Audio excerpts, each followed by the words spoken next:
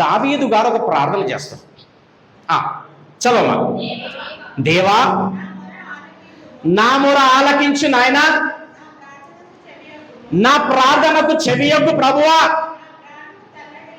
నా ప్రాణము తల్లడి. ఆయన చేస్తున్న ప్రార్థన చూడండి.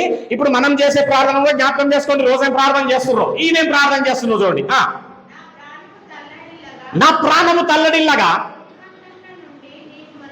బూదిగంతముల నుండి నేను నీకు మొరపెడుచున్నాను. అండర్లైన్. నేను ప్రభువా, నా ప్రార్థన ఏంటంటే, నా కోరిక ఏంటంటే, నాకు కావలసింది ఏంటంటే, నేను ఎక్కలేనంత ఎత్తైన కొండపైకి నన్ను. అబ్బా, ఏం ప్రార్థన అండి. ఇక మన ప్రార్థనకు వద్దాం. ప్రభువా నాయనా ఇది తీసేయి నాయనా, ప్రభువా అది దయచేయి నాయనా, ప్రభువా ఇది కావాలా ప్రభువా, ప్రభువా ఉద్యోగం నాయనా, ప్రభువా ఉద్యోగం ఇచ్చింది అనుకో సరిపోదు, ప్రభువా చెప్పాల ప్రమోషన్ నాయనా, ప్రభువా శాలరీ నాయనా, ప్రభు బిడ్డ పెళ్లి నాయనా, ప్రభువా బిడ్డ గర్భఫలం నాయనా, ప్రభా పెద్దోడు నాయన, ప్రభా చిన్నోడు నాయన, ప్రభా కారు నాయన, బంగ్లా నాయన, మిద్దెలు నాయన, మేడ నాయన, మొత్తానికి నాకు లోకం కావాలి నాయన. నువ్వు వద్దు. ఇప్పుడు ఎక్కడికి వస్తుంది? హల్లెలూయా.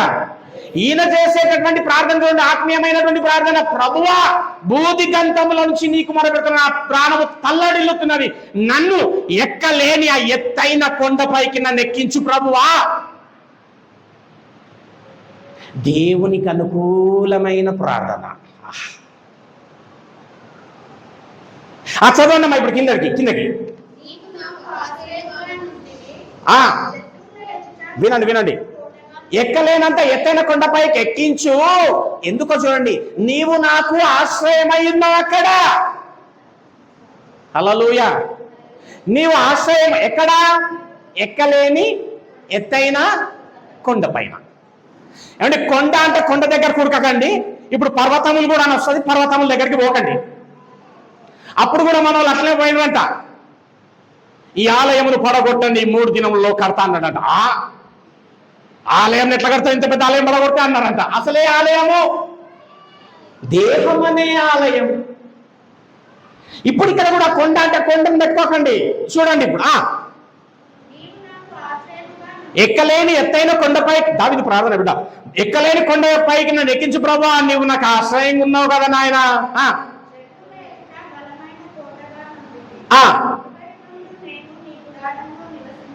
అమ్మా యుగ యుగములు నేను నీ గుడారములో, అంటే ఎత్తైన కొండపైన ఆశ్రయం ఉన్నది, అక్కడ గుడారమున్నది, గుడారములో నివసించేదను, నీ రెక్కల చాటున దాగుకొందును. ఇప్పుడు ఈ యొక్క ఏమండి ఆ ఎత్తైన కొండపైన ఎక్కడ మనసంటే అసలు ఎత్తైనటువంటి కొండ విషయంలో ఇంకెక్కడైనా రాస్తుందా చూద్దాం. యెషయా గ్రంథంకి వెళ్దాం. రైట్. ఇప్పుడు దావీదు గారి ప్రార్థన ఏంది? ప్రభువా ఎక్కలేనంత ఎత్తైన కొండపైకి ఎక్కి ప్రభువా అక్కడ ఒక ఆశ్రయమై ఉన్నావు, నాకు గుడారమై ఉన్నావు. అవునా? యెషయా ఏమేం మాటలు వచ్చినాయి ఇప్పుడు మన జన కీర్తనలో? కొండ, ఆశ్రయము, గుడారము. యెషయా గ్రంథం 2వ అధ్యాయం 2వ వచనం అమ్మా.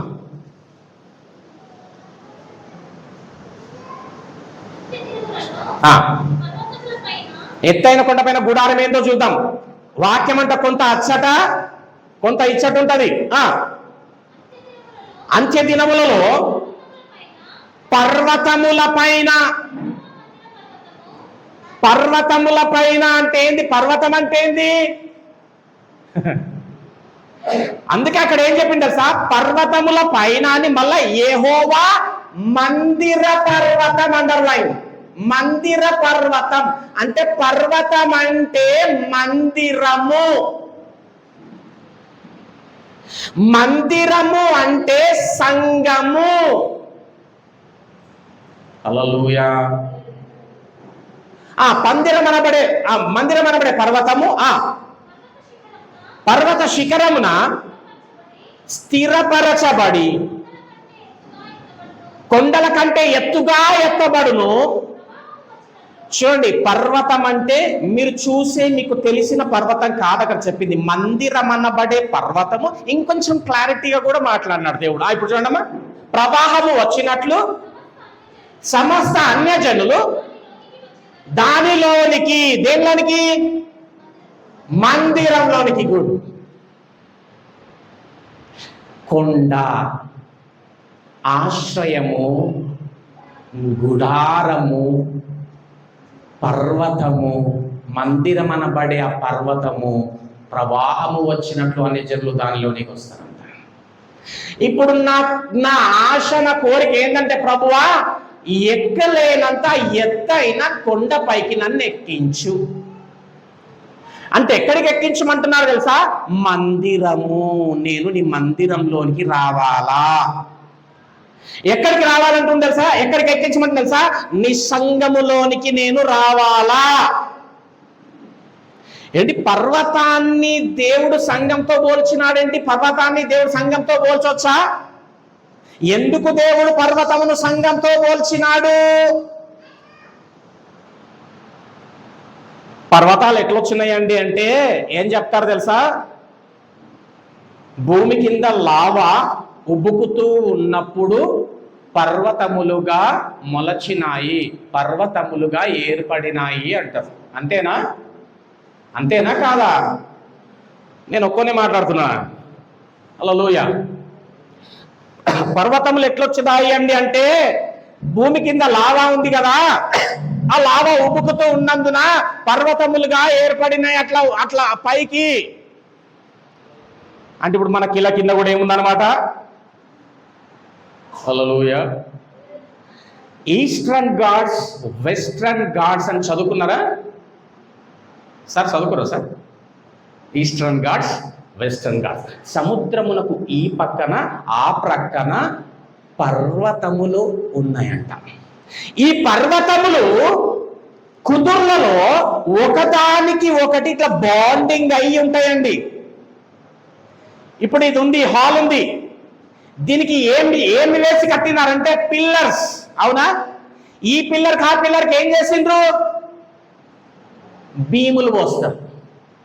మొన్న కూడా అక్కడ సీనియర్ సిటిజన్స్ కట్టేటప్పుడు భీమ్ వద్దు అంటే మేస్త్రి చెప్తుండ్రు, భీమ్ లేకపోతే ఎట్లా సార్, భీమ్ ఉండాలా.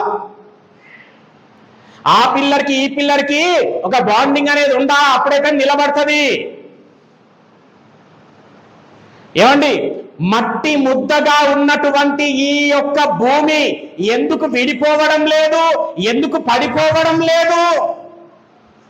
గంటకు 1,11,600 కిలోమీటర్ల వేగంతో తిరుగుతున్న ఈ భూమి పడిపోవడం లేదు, విడిపోవడం లేదు అంటే గల కారణము, ఈ భూమికి పర్వతములు పునాదులుగా ఉన్నందున. హల్లెలూయా. ఈ భూమికి పర్వతములు పునాదులుగా ఉన్నందున భూమి అంత వేగముతో తిరుగుతున్నప్పటికీ పడిపోవడం లేదు, విడిపోవడం లేదు. ఈ పర్వతములు దేవుడు దేంతో వచ్చింది ఇప్పుడు చెప్పండి? సంఘముతో. అంటే ఇప్పుడు సంఘము ఏంటో తెలుసా? ఈ భూమికి పునాదులు. చూడండి, సంఘమును భూమికి పునాదులుగా చేసినాడు. ఎక్కడుందండి భూమికి పర్వతములు పునాదులని? మీకా గ్రంథం వెళ్ళండి ఒకసారి, ఒక లైన్ చదివి వచ్చేద్దాం, చూపించాలి కదా మరి, అవునా కాదా? మీకా 6వ అధ్యాయం, మీకా 6వ అధ్యాయం 12వ వచనం, 2వ వచనం. మీకా 6:2. తన నిశ్చలములు అంటే కదల్చబడనివి, నిశ్చలములై భూమికి పునాదులుగా ఉన్న పర్వతములారా. చాలు. భూమికి పునాదులు ఏంటంట? పర్వతములు భూమికి పునాదులు. ఈ పర్వతమును దేవుడు సంఘముతో పోల్చి మాట్లాడుతున్నాడు. సంఘము ఈ భూమికి ఆధారం. ఎంత గొప్పదండి సంఘం.